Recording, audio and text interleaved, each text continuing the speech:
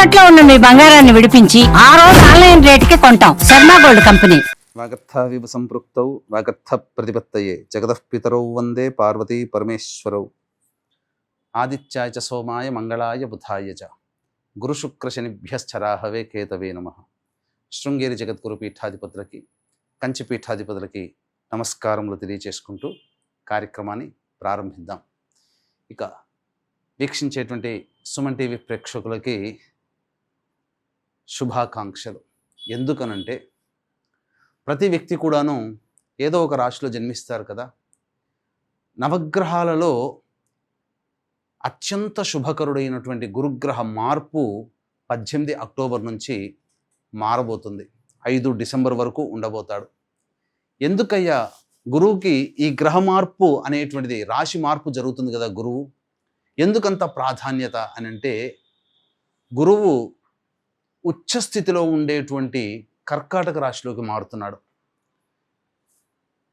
18 October వరకు గురుగ్రహము కొన్ని రాశుల వారికి మంచి, కొన్ని రాశుల వారికి చెడు ఫలితాల్ని ఇవ్వడం జరిగింది.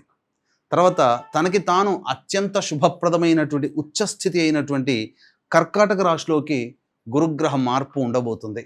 ఆ కారణం చేత కొన్ని రాశుల్లో జన్మించినటువంటి వారికి అత్యధికమైనటువంటి శుభ ఫలితాలు, కొన్ని రాశుల వారికి కొన్ని ఇబ్బందికర పరిస్థితులు, ఇప్పటి వరకు గురుబలం లేక ఇబ్బంది పడుతున్నటువంటి వాళ్ళకందరికీ జీవితంలో గురు మార్పు ప్రభావము అనేటువంటిది అత్యంత యోగదాయకంగా ఉండబోతుంది.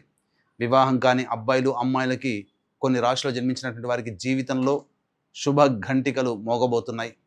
ఎన్నాళ్ళ నుంచో ఎదురు చూస్తున్నటువంటి శుభ పరిణామాలు మీ జీవితంలో రాబోతున్నాయి. కాబట్టి వీక్షించేటువంటి సుమన్ టీవీ ప్రేక్షకులందరూ కూడా ఈ గురుగ్రహ మార్పు ప్రభావం వలన 12 రాశుల్లో జన్మించినటువంటి వారికి ఏ విధంగా ఉండబోతుందో తెలుసుకునే ప్రయత్నం చేద్దాం. ఇక మిగతా గ్రహాల యొక్క స్థితిగతులు కనుక చూసినట్లయితే, శని యాజ్ యూజువల్గా మీనరాశిలో, అలాగే రాహువు కుంభరాశిలో, కేతువు సింహరాశిలో స్థితి పొంది ఉండడం జాతకరీత్యా. ఇక ప్రధానంగా రవిగ్రహము గురు గ్రహంతో పాటుగా 18 అక్టోబర్ నుంచి 16 నవంబర్ వరకు కూడా ఈ రవి తులారాశిలో సంచారం చేస్తుంటాడు.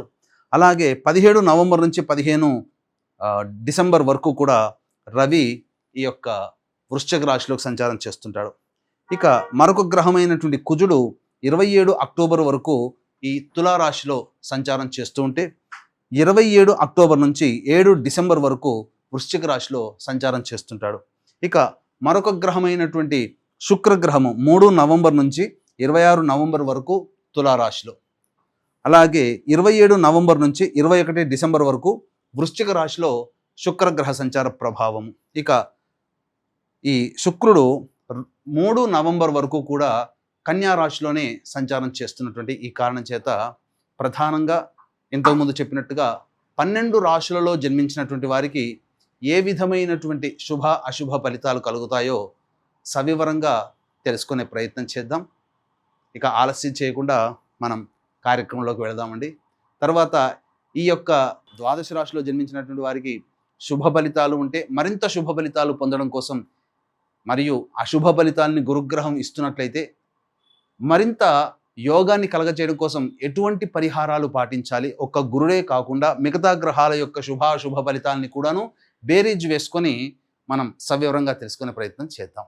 కన్యా రాశిలో జన్మించినటువంటి వారికి ఈ గురుగ్రహ మార్పు అనగా 11 నవంబర్ నుంచి గురువు వక్రీకరించి స్థితి పొంది ఉండడం, అలాగే 18 అక్టోబర్ నుంచి అతిచారం వల్ల కర్కాటక రాశిలో స్థితి పొంది ఉండడం, ఈ కారణం చేత అనుకోని అదృష్టం ఈ యొక్క కన్యా రాశిలోని జన్మించినటువంటి వారికి తలుపు తట్టబోతుంది. ఇంతకుముందు చెప్పినట్టుగా ఈ గురుగ్రహం మార్పు ప్రభావం వలన కొన్ని రాశులు, దాదాపుగా ఒక 5 రాశుల ప్రభావం, 5 రాశుల్లో జన్మించినటువంటి వారికి యోగాన్ని కలగచేస్తుంది. ఈ 5 రాశుల్లో రెండవది అయినటువంటి కన్యా రాశి వారికి అనుకోని అదృష్టం అని చెప్పవచ్చు. కాబట్టి అంటే కంటక గురు ప్రభావం వల్ల ఏర్పడినటువంటి దోషాలని ఈ గురువు లాభస్థానంలోకి ఎప్పుడైతే ప్రవేశం చేస్తున్నాడో అద్భుతమైనటువంటి ఫలితాల్ని వీరు పొందగలుగుతారు. అయితే మిగతా గ్రహాల యొక్క ప్రభావం కూడా మనం జాగ్రత్తగా పరిశీలించి నిర్ణయం తీసుకోవాలి. ఒక్క గురువే సంపూర్ణంగా యోగిస్తున్నప్పుడు మిగతా గ్రహాలు అనుకూలంగా ఉంటాయి అనంటే, మిగతా గ్రహాల యొక్క స్థితిగతులను చూసుకున్నట్లయితే 18 అక్టోబర్ నుంచి 16 నవంబర్ వరకు రవి ద్వితీయ స్థానంలో సంచారం చేస్తున్నటువంటి కారణం చేత ఉద్యోగ భద్రత మీకు కావాలి. కాబట్టి పై అధికారులతో కానీ, తోటి ఉద్యోగస్తులతో కానీ ఎవరితో కూడా మీరు వాగ్వివాదాలు పెట్టుకోకుండా లౌక్యంతో వ్యవహరించండి.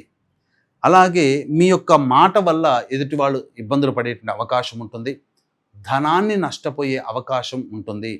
కుటుంబానికి దూరంగా ఉండాల్సినటువంటి పరిస్థితులు ఈ కన్యా రాశి వారికి రవి ప్రభావం వల్ల ఉండబోతుంది.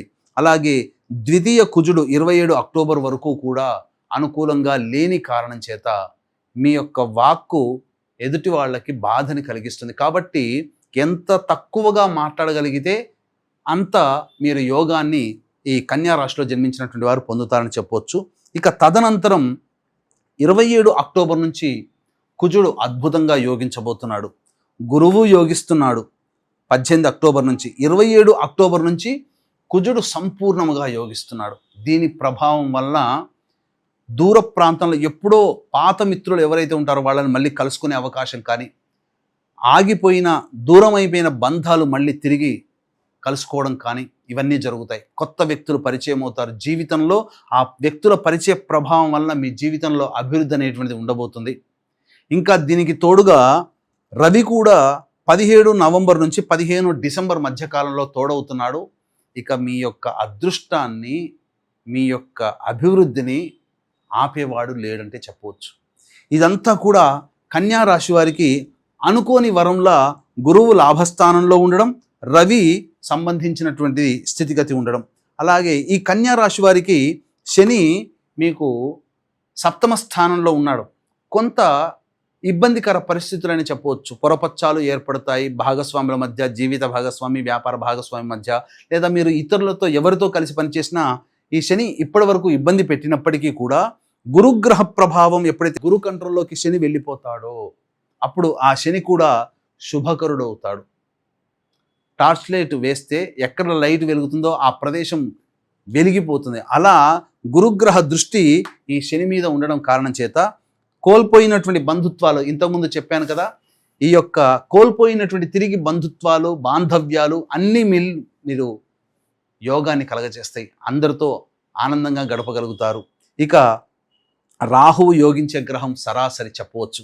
ఇలా 1-2 శని, రాహువు, రవి, కుజుడు, అలాగే గురువు సంపూర్ణంగా యోగిస్తూ ఒక్క కేతువు కొంతవరకు సమస్యలు కలగచేస్తాడు. కొన్ని ఆటంకాలు ప్రయత్నాల్లో అది సహజంగానే ఉంటుంది చెప్పవచ్చు.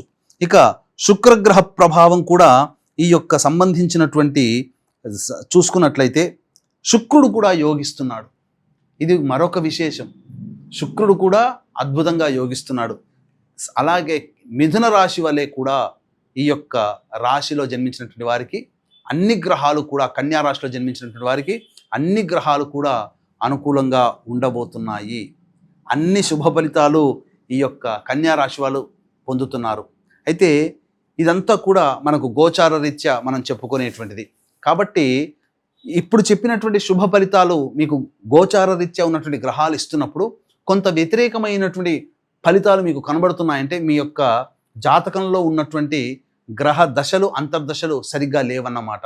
కాబట్టి ఈ గోచారంలో ఉన్నటువంటి అన్ని గ్రహాలు అనుకూలంగా ఉండి కూడా మీరు యోగాలు పొందట్లేదంటే మీ దగ్గరలోని మంచి ఉపాసనా పరులైనటువంటి జ్యోతిషుల్ని సంప్రదించి కొన్ని చిన్నపాటి పరిహారాలు కనుక పాటించుకున్నట్లయితే ఈ గ్రహాలు ఇచ్చే శుభ ఫలితాలతో పాటు జాతకరీత్యా ఉన్నటువంటి అశుభ ఫలితాలు మీకు దూరం అయిపోయి శుభము, మళ్ళీ అక్కడ మీకు శుభము అన్నీ జరిగి మీ జీవితంలో ఉన్నతమైనటువంటి స్థానం, ఎందుకనంటే అవకాశము, అదృష్టము అన్ని విధాలుగా యోగించేటువంటి సమయము ఆసన్నమైనప్పుడు జాతకంలో చిన్నపాటి దోషాలు సవరించుకుంటే అద్భుతమైనటువంటి ప్రగతిని మీరు పొందుతారని చెప్పడంలో ఏమాత్రం సందేహం లేదు. ఇక ముఖ్యంగా నిరుద్యోగస్తులకి ఉద్యోగం లభించే అవకాశం 17 నవంబర్ నుంచి 15 డిసెంబర్ మధ్యకాలంలో. ఈ కాలంలో వ్యాపార విస్తరణ చేయాలనుకున్నా, వ్యాపారంలో అభివృద్ధి, అలాగే ఎక్స్టెన్షన్స్ మీరు చేయాలనుకున్నా, నూతన వ్యాపారం చేయాలనుకున్నా 17 నవంబర్ తర్వాత మీరు ప్రయత్నం చేయండి. రవి, కుజ, అలాగే రాహువు, శని, గురువు, శుక్రుడు చాలా గ్రహాలు అనుకూలంగా ఉండబోతున్నాయి. కాబట్టి దైవానుగ్రహాన్ని పొందే ప్రయత్నం చేయండి.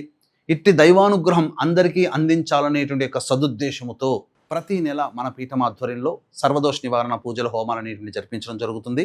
ముఖ్యంగా ఈ 5 నవంబర్ సమయంలో కాశీ క్షేత్రంలో కార్తీక పౌర్ణమి సందర్భంగా, అలాగే 20 నవంబర్ కార్తీక అమావాస్య సందర్భంగా శ్రీశైల క్షేత్రంలో, అలాగే మార్గశిర పౌర్ణమి సందర్భంగా దత్తక్షేత్రంలో ఈ కార్యక్రమం, అనగా 4 డిసెంబర్ దత్తక్షేత్రంలో సర్వదోష నివారణ పూజల హోమాలన్నింటిని జరిపించి మాలలు కూడా ఇవ్వడం జరుగుతుంది. అవకాశం ఉన్న వాళ్ళు కార్యక్రమం తదనంతరం కాంటాక్ట్ చేసి మీ గోత్రనామాలు నమోదు చేసుకోవచ్చు.